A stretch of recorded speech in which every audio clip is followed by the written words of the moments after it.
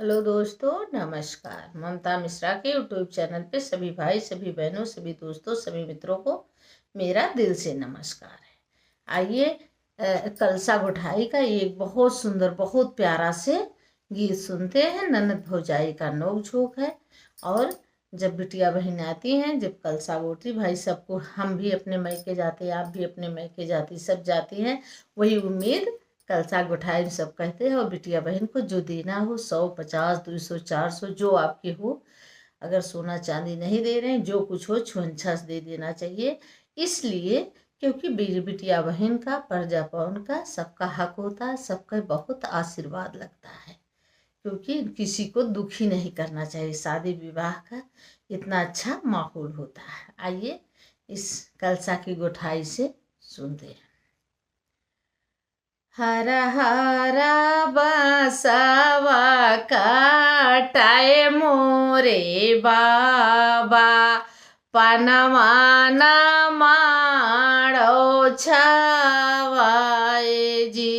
हरा हरा बांसवा काटाए मोरे बाबा, पनवा न माड़ो छवाए जी।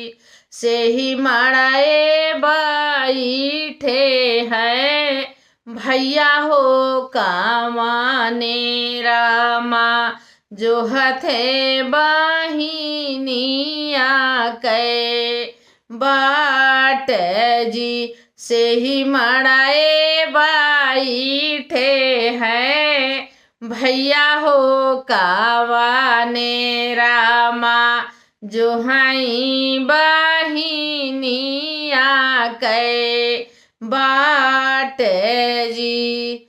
अबिन रे बहिनिया माड़ो मोरा सुना, के ना गोठे काला साहा मार जी। माड़ाए से उठे हैं भैया हो कावाने रामा, भाई आगनैया में ठाढ़ जी। बहरेनी बाटू की भीतरे हो धानिया, सुना धाना मार जी। आवती बाटी धाना हमारी बहिनिया, राखियो बहिनिया कै मान जी। आवती बाटी धाना हमारी बहिनिया, राखियो बहिनिया कै मान जी। आई है नाना दिया गनवा में पहुँची, बैठौ नाना दरानी खट जी। आओ नाना दी पलंग चढ़ी बैठो, गोठा नदी काला साहा मार जी। तोहरा काला सावा हो गोठबै मोरी भाऊजी, काऊ देबू ने गावा मार जी। तोहरा काला सावा गोठबै मोरी भाऊजी, काऊ देबू ने गावा मार जी। बियाही के लौटे नदी हमरा ललनावा, देबै गले कै जांजीर जी। बियाही के लौटे ननदी हमारा लाला नावा। बियाही के लौटे ननदी मोरी बाऊ हरिया। देबै का गहनवा तो हार जी। देह तो कामई देबै ननदी हाथे कै का गनावा। ब्याही के आवे बाऊ हार जी। ब्याही के आए हैं बेटा बहुरिया। दिया भौजी ने गावा हमार जी। अब ब्याह हुआ के आएंगे तो भौजी के नियत गड़बड़ हो गया। अब भौजी दे ना चाहती हम। चुप रहा हे मोरी नानादी। बहु हरि पर छन मई देऊ जी।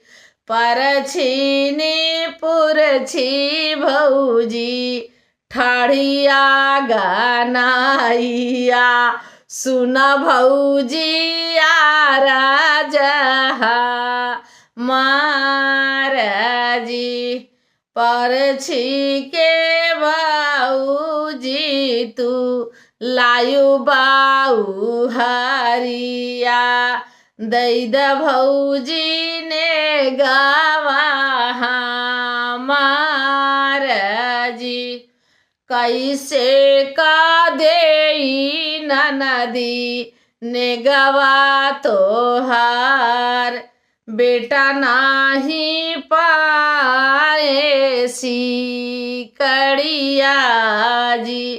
कहाँ से का देई ननदी तोह का सी कड़िया। बेटा नाही पाए दाहेज जी। एतानी बचाना सुनी ननदी कवानी देई। रोवत सासुरारिया का जाई जी। जब सासुरारिया माँ पूछे सासु नानादी कवना जवाब हमा देव जी।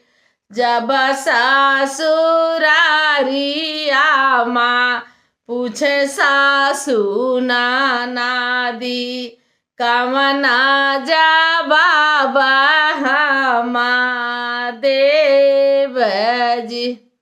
कितना भैया नोक झोंक का ये गाना है ननद का। अगर भाई कही थी और भाभी तुरंत मुकर गई। नहीं भैया कुछ पाए वाए नहीं है, दहेज वहेज नहीं मिला, अब भैया हम कुछ नहीं दे सकते। और ननद बेचारी दुखी हो गई, रोते रोते ससुराल गई। उसको तो था कि मैं ससुराल में सबको क्या बताऊंगी, मुझे क्या मिला। अगर मेरा वीडियो अच्छा लगा फुल वॉच करके पूरा सुनना। इसे अगर अच्छा लगेगा तो कमेंट करके ज़रूर बताना, लाइक सब्सक्राइब करना।